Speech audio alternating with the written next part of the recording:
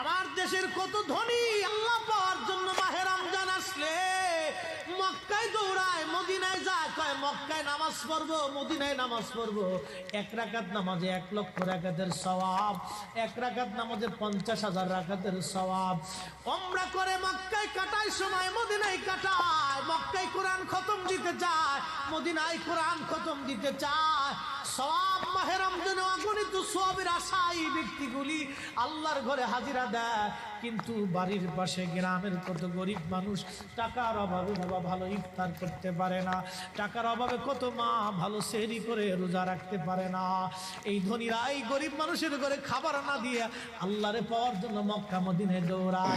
আল্লাহ ডাক দেখো বান্দা একবার মরে দেখ, কায়দা মতো জুতা দিয়ে পিটামো, আমার বান্দারা না খায় ইফতার করবে, আর তুই আল্লাহ পাওয়ার জন্য মক্কায় আইছো, এমন আল্লাহ আমি ধরা দেব না।